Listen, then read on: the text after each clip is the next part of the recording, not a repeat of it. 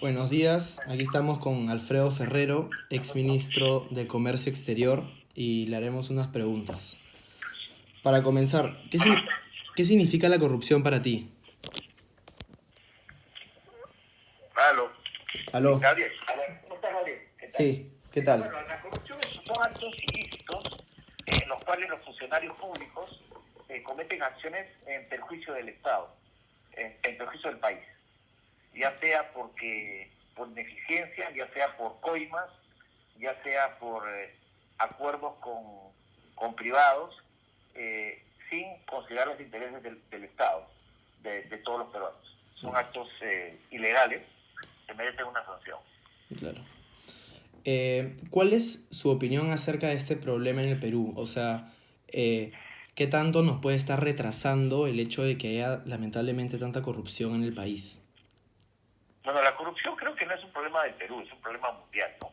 Claro, Unos países tienen más corrupción que otros. Lamentablemente, América Latina es un continente que tiene varios países comprometidos con la corrupción ya hace muchos años, muchas décadas.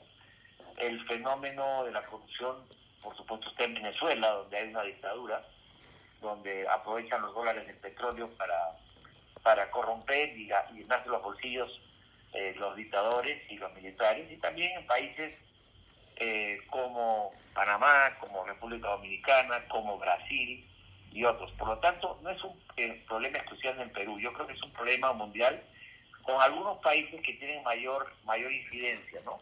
Creo que el continente latinoamericano es un continente que está afectado por la corrupción más que tal vez otros continentes, pero también hay corrupción en África, también hay corrupción en China. Así que es un fenómeno humano, yo creo que está en la naturaleza del ser humano, que no tiene a veces los valores bien colocados o bien puestos, que cae en estas prácticas ilegales, ¿no? claro. Eh, Durante tu trabajo en el gobierno, ¿era muy común la corrupción en dicho momento? ¿Alguna vez, en caso sí, alguna vez notaste o evidenciaste algún acto de corrupción en cualquier instancia? No, yo realmente no tuve ocasión de ver corrupción, tampoco me tocó ser partícipe de esta, nunca me ofrecieron a mí nada ilícito. Más bien me enteré cuando ya había sido dejado de ser ministro que el que había sido corrupto había sido el presidente Toledo. Pero esa corrupción de Toledo está circunscrita o limitada a Toledo y su entorno, porque no es algo que conocían los ministros de Estado. Claro. Toledo hizo su negociado con su esposa, con su personal de confianza, y nos enteramos, igual que todos los peruanos, por los periódicos. Ujú. Así que, pero más allá de eso, si ustedes revisan la información, en este gobierno no hubo mucho más corrupción más que esa que ha sido denunciada. Claro. Hay otros gobiernos que tienen un montón de funcionarios comprometidos con la corrupción. En cambio, en el caso del gobierno de Toledo, básicamente el acusado y el implicado es Toledo. Ujú. ¿Cuál es tu opinión acerca del tan sonado caso Lavajato? Yo creo que la Bajato ha sido una situación que va a cambiar la historia de América Latina y ha permitido destapar una corrupción que ya existía, pero que no era tan evidente. Y además creo que eso ha permitido para muchos países, incluidos el Perú, empezar a tomar medidas correctivas frente a la corrupción, y seguramente ahora la gente va a ser más cuidadosa respecto de intentar o de pretender cometer estos actos, porque ya hay casos de gente de mucho poder que ha sido encerrada por estas circunstancias. Claro. O sea, el tema de Lavajato, como ya lo he mencionado de alguna forma, no es un fenómeno peruano. Lavajato arranca con las empresas brasileras, en los gobiernos socialistas en Brasil de Lula, Dilma Rousseff, y las empresas brasileras haciendo negocios de infraestructura en América continental, en República Dominicana, en Colombia, en Panamá, en Perú, y así en Ecuador, en varios países, ¿no? Así que esta estructura de la corrupción generada por empresas corruptas que consiguen o se alían con funcionarios que reciben coimas para hacer sobreprecio en carreteras o ganar obras y que tengan los requisitos suficientes, pagando pues un porcentaje de la obra a estos funcionarios, ¿no? Yo creo que con la Bajato no solamente van a ser descubiertos muchos de los corruptos, sino que además es una buena forma a sancionar de prever o de anticipar para que en el futuro haya menos corrupción. Claro. Así que tenemos que esto sirva también para que se controle un poco la corrupción del futuro, ¿no? Uh-huh.